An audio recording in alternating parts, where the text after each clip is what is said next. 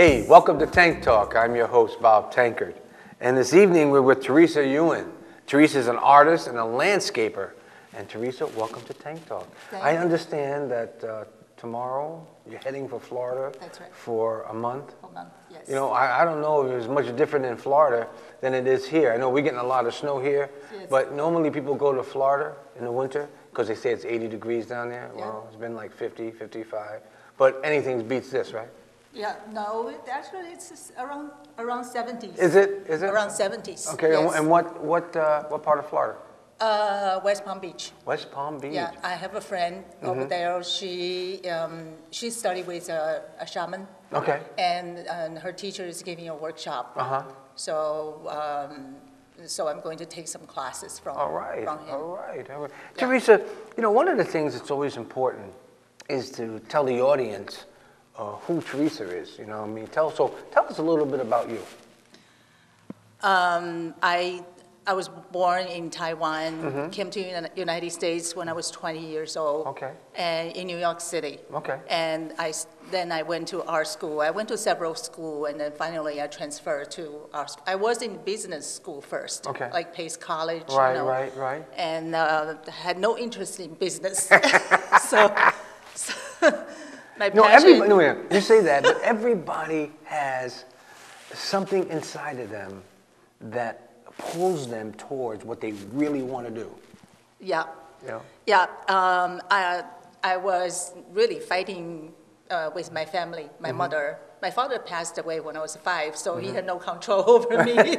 But my mother really wanted me to be an accountant or some business. Where the money is, huh? Yes, where the money is. Doctor, lawyers, accountant, one of those.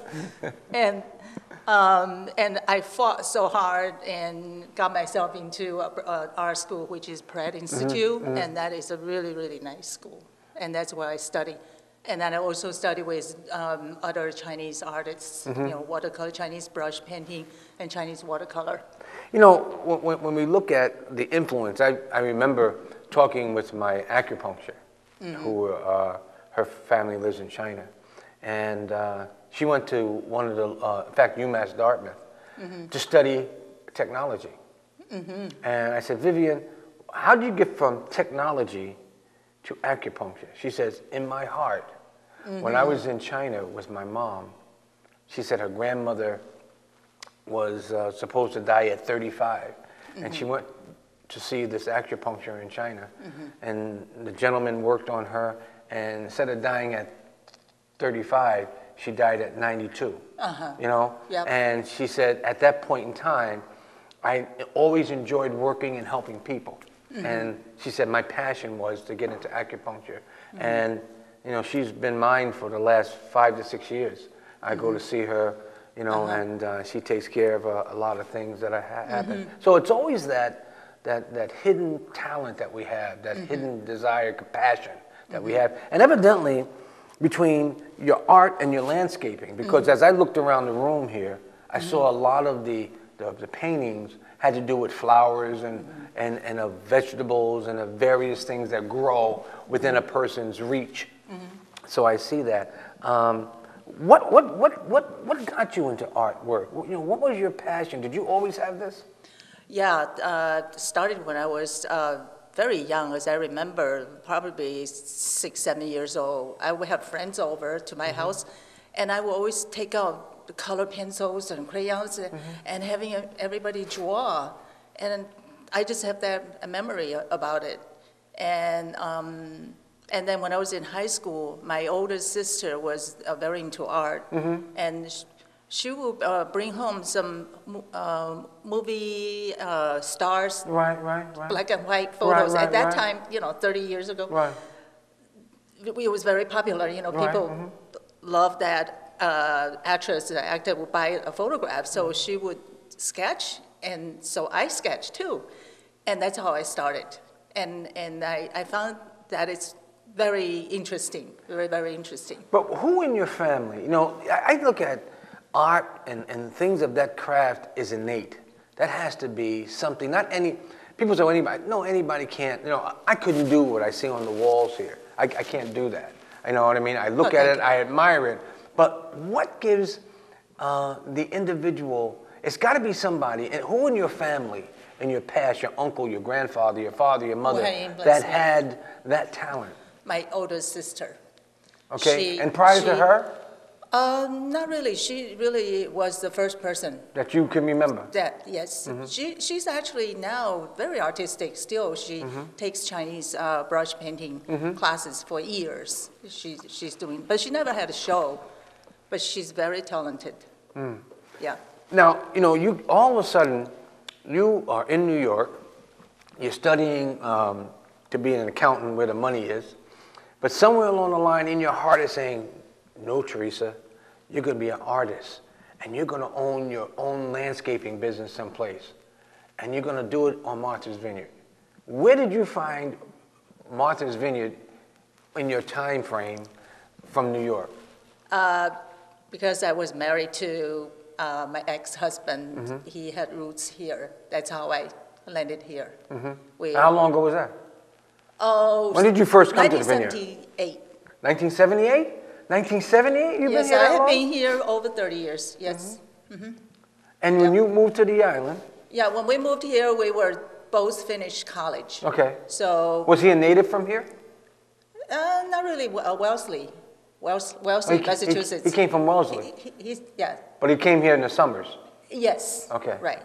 And so this was his summer home. Okay. So he loved here.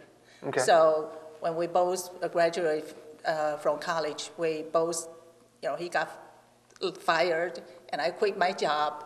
I worked at Time Magazine, for 5 years, which had helped to pay for my tuition. But, after we both lost our jobs, we were like, what are we going to do now? I better go to that retirement home on Martha's Vineyard, huh? And he's a writer. He's a writer too, So he says, well, I love Martha's Vineyard, why don't we move? So we just pack everything and rent a U-Haul and van. But both of you were working in New York at the time? Okay. Yep. And he was working where in New York? New York Post. Post? Yes. The Post? And you were working for the Times? Yes. Okay, and how did you meet? That's How did you guys meet? One worked for the Post, other works for the Times? We met at subway station. Okay, subway. We did. Hey, that's a good thing, the subway station. Yeah, we were young and naive. Yeah. No, it wasn't too naive to meet at the, you both at subway stations, you both had to go to work, so you both had the transportation. So you came to the vineyard. You have kids? Yeah, then we got married in New York. We moved here. Then we started to raise kids, and we have a son and a daughter. And names? Alan and Emma. Okay. And they are much older now. My son is 28. Okay. My daughter is 25. Okay. All right. My son's in California, and just finished his graduate school. He's going to be working in Seattle. And my daughter is in New York City. And what do they do? What are their major? What were their majors? He's majoring international environmental policy. And he loves the ocean, so he studied fishery. Oh, okay, that's great. Fishery, that's great. The fishing industry. Yeah, my daughter is into dancing, and she's modeling because she's very pretty. Oh, she's very pretty, but she's gonna have it tough out there because that's a tough business to get into. Once you make it, you can make some money, but it's getting there. That's the thing. She's young, Oh yeah, they're good. As we've begun, I'm looking around, and the thing I notice about artists is that they sort of focus in on certain aspects of life. Like Alan Whiting did landscapes. So most of his stuff, if you go to his office or his art gallery, you see a lot of landscaping. Paul McPhee did like underwater fishery type of things, right? There were other people that I met that did portraits of people.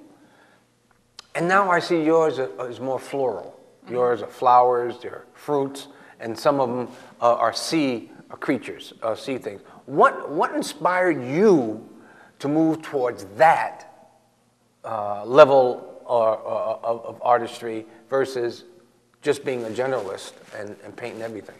Or a landscape artist. Right. Well, number one reason is I have a passion for flowers.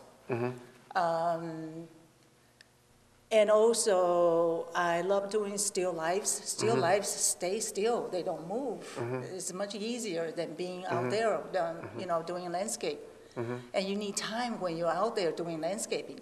When I'm here setting up thing, still life, I can come and go anytime I want. And it's still there. And it's still there, and they're not going to move. And they're not going to change. They pretty much the same, except the flowers. Right. After 3 days, they're going to die. But you still have a picture in your mind of what they looked like 2 days ago, if you went back to paint but that. I'm a fast painter. I can finish within 3 days. Is that right? Yes. You can do all that within a 3-day period. Within 3 days. And how? Even that biggest one. That big one over there, here. yeah. We're looking at that big one over there. Yeah, that's my that we'll flower see. garden. Yeah, your flower garden. And that's a 3-day shot, huh? I Wow, would say something like that. Yeah. I'm But how very many fast. hours do you put in depending on the size? I understand. Sometimes I understand, but when you're looking at a bigger portrait, how much time does it take in the course of a day to get a certain length? Do you spend 8 hours, 3 hours, 4 hours, 5 hours? How much do you give a painting? Because you do have a landscaping business. Yes. So I think like most of the artists, if you have a deadline, or writers, if you have a deadline, push you to do it. Right. So I'm like that. When I know I have a show, I'm a member at the Old Scarpin Gallery for like 20 years. Right. So whenever I know that I'm going to have a show, so about 2 months before, I started to push myself and try to get some ideas. What am I going to do this year now? So you get a theme. You have to develop a theme. Yeah, I kind of like, before I was into flowers, I have to figure out, am I going to do fruits this year, or, or flowers, or landscape, But now I'm pretty much just get my inspiration from my garden. I have a vegetable garden, I have a pretty big flower garden. Now, let me ask you something. When I was talking to Alan, I said, Alan, what do you do? He says, I will go around to the island and find a place that I hadn't been. And he said, or a friend of mine would come and say, I got an area that you need to paint, and I'll go with him to look at the area. He said, there are still lots of landscapes on Martha's Vineyard that he hasn't painted. Do you travel around and happen to see something that in your travels or in your landscaping business, you say landscaping, so you have to be landscaping people's properties. And is it something that might attract your attention on somebody's property that you may ask them, could you come back and paint that?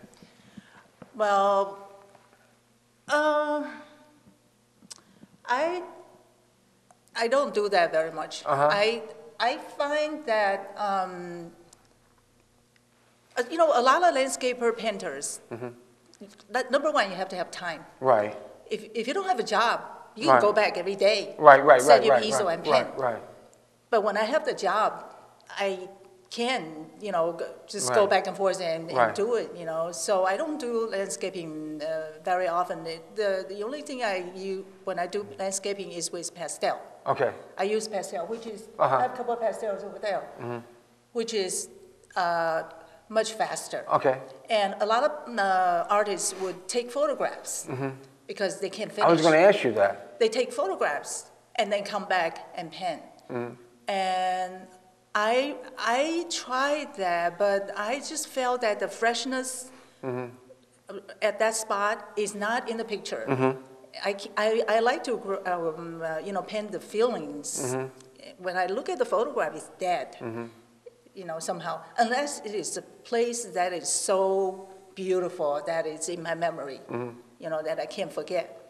Then I would take a photograph that I would pen. When I was in Bali, that winter, I painted a beautiful mountain lagoon, which I did a sketch first. But the memory is in my head, So then I look at the photograph. When I came back, I look at the photograph. I said, I gotta pen this. It's just too beautiful. I have to do it. So. One of the things, when you mentioned Bali, And I think of places I've been to places in Japan. I've been to Hawaii several times.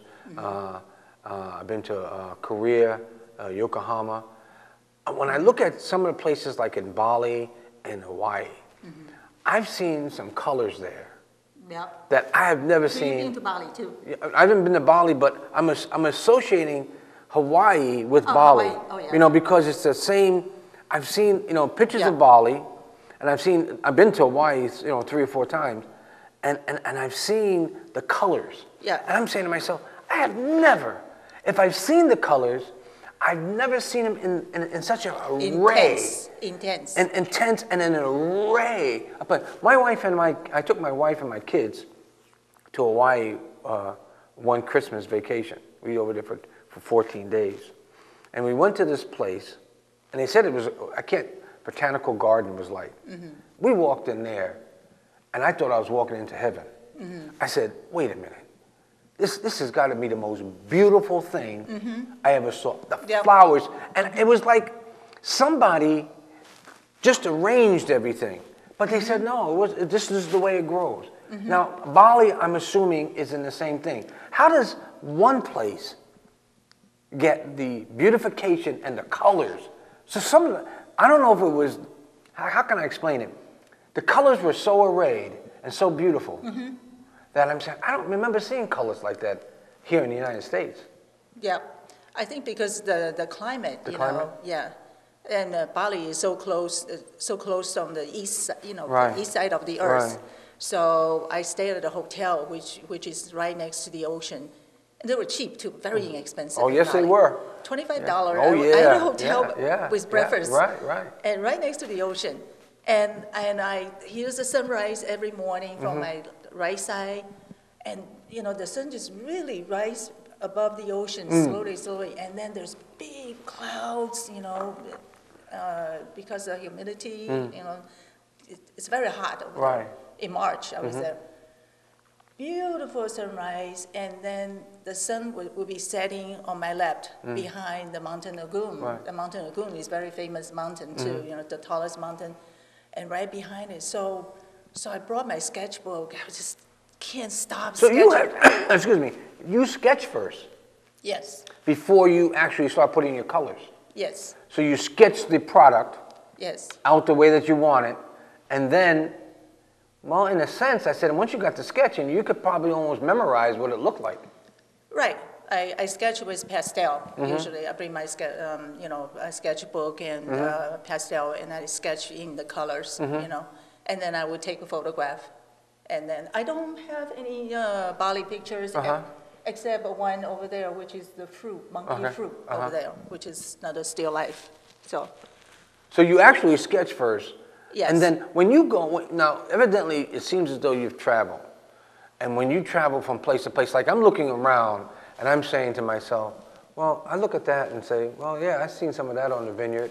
But I said, yeah, I've seen that in the florists, certain florists. Yes. But then I look at other things and I'm saying, well, I haven't seen that. I said, that might be something from afar or another place, you know what I mean? Because I don't, the flowers don't seem to grasp my attention. Well, actually, all these flowers are from the island. Are they? Really? Maybe it's the way they're arranged or something. They are very common here. You know, the tulips, that one is the tulips. See, I'm used to buying roses and stuff like that for my wife and whatnot, so it keeps me out of trouble. So you need education. Right. Let me ask you something. We go back and we start looking at, like they have in the summertime, a big art festival at the Tabernacle. Do you show your things there? I used to do it. I used to do it for several years. Again, you need time. It's Monday, I think, you know, in the middle of the summer. Right. You know, I had to work. Right. So, yeah. So, you know, so you got your landscaping business. Tell us a little bit about the landscaping business. How did you start that? Oh, I first worked at the nursery, a garden center. And for about 5 years. Then I worked with a private landscaper. Okay. who runs the lawn business, and I was a gardener, head gardener, and then I thought it's not a bad thing to do in the summertime. Right, right. I go to people's houses and look at their flower garden and taking care of their flowers. And a lot of them have beach property, you know, so it's very, very pretty. So then last year I started my own business. Now, do you, now listen, I see guys working these big lawnmowers and they're cutting all this grass and they're trimming all kinds of bushes. Do you do the floral part of it, or do you do the whole kit and caboodle? I do the gardening part. Just the garden part. Yes. So, I don't do lawn, just the gardening. Okay. So in other words, flower. a guy like, say, Donna Roma or some other big company may hire you to come in and say, you know, we got a contract with Mr. and Mrs. X, and they're putting in, you know, flower beds, and they want someone to come in to look at the architectural design and say, okay, what would you put in here that would last throughout the summer, that is not much maintenance other than coming and weeding periodically? Is that what you do? Yeah. I basically just designed the flower part. You know, like annuals, perennials, a little bit shrubs, you know. Yeah, you talk about, So, I like stuff that you put in June and you don't have to worry about it again. Yeah. That's, what do you call those, annuals? those are annuals. Annuals. Yeah. And perennials, they keep on coming back, you know. Every year they're coming back. Annuals just grow for one summer and then they die. Right. They're not coming back. Right, I don't mind that. I don't mind that. But Right. the thing about, what do you call the ones that come up and they die and they go in the ground and next year they come up again? Perennials. Perennial. But they don't last long. do Yes. they? Perennial flowers last a very short time. A short time, like a month. A month. And then you got to plant Exactly. something else. Exactly. You know, and Exactly. I don't like that because you're always on your knees But planting. money-wise, Yeah. you know, if you plant annuals every year, you have to spend more money, right? Well, that's all right. Perennials, Yeah. they keep on coming back, Yeah, but so it looks you nice. save money. But it looks nice because you got to let the other things die, and they turn to weeds and they get brown. Right. And you know, the side of my house looks But like, what is this? you- My wife argues with me because when I cut the grass, I cut those out. She said, "You're cutting the plants. You got to let them die." I said, "They're already dead." No, you got. I said, "No, it doesn't look nice." I said, "I need something that I could put there in June, Look at May, it for the whole May, summer. and look at them the whole summer. the Then whole summer. all I got to do is water them, and I don't have to worry about that." What Yeah. names a few things I can do? Petunias, you know, Okay. very, very like ground cover, very low, Okay. beautiful colors. Okay. Impatiens, Okay, we do Impatiens. impatience. the whole summer, Okay. fall. Up No, and- but do impatiens need a lot of sun or do they no, shade? shade, like Shade? Shade. So you get the impatiens that need shade. Yeah, but if you have a lot of water, if you have irrigation system, you can plant impatiens. Okay. It's okay, you can plant in the sun as long as you get water. Okay. All right. Now, say for instance, when a person's doing their, because this is important, you know, people like to have their gardens flowered and, you know, people walk around. See, I'll tell you what people like. Man, you see that house over there? Look at the grounds on that house over there. That looks beautiful. Yeah. See, they like that. And then they say, Right. well, who does that for you? Right. You know? Yep. Oh, man, Teresa Yuan does that. Right. Well, give me her number. You know what I mean? So I can write that down, you know? Exactly. And then, but do you have to go back periodically to check on it?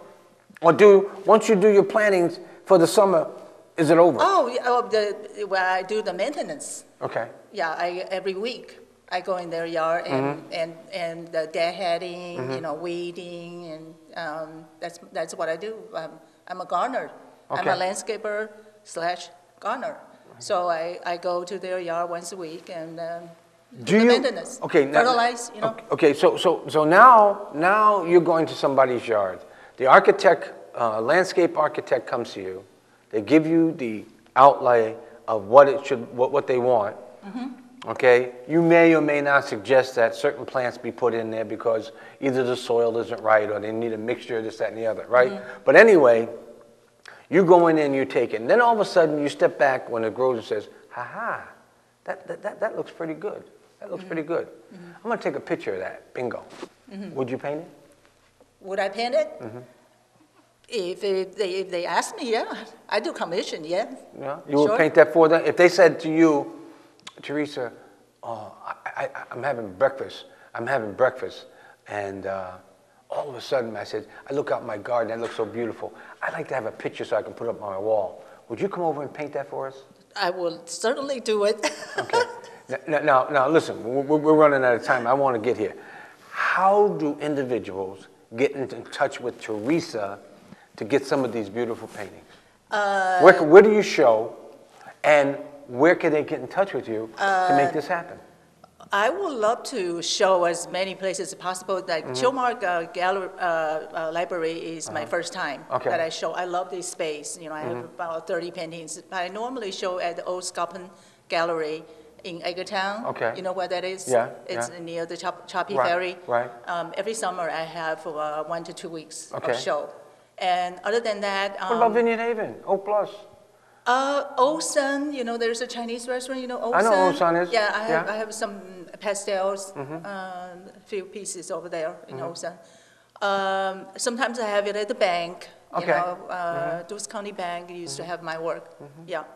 So, But there's no other shows that you do.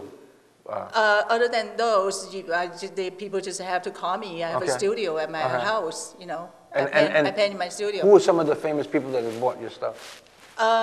Actually, one of my clients, Mrs. Johnston, Mr. Johnston, they own the Guggenheim Museum. Okay, wow. Yes, the family owns the museum, and they just bought a piece. Actually, it's that one, the one with the artichoke and strawberries. Okay, right. Yeah. Okay. So I'm very happy. Yeah, I have various, you know, people.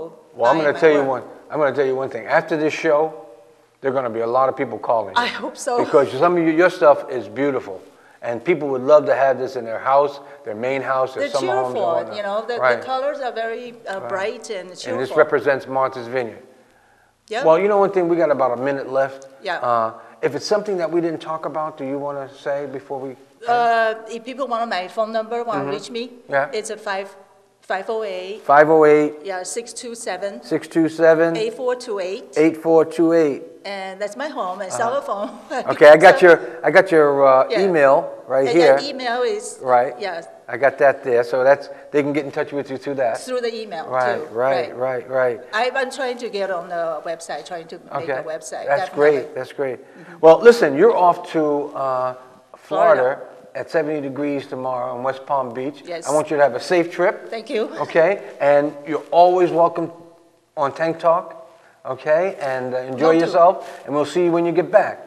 Thank you so much. And we will see you again.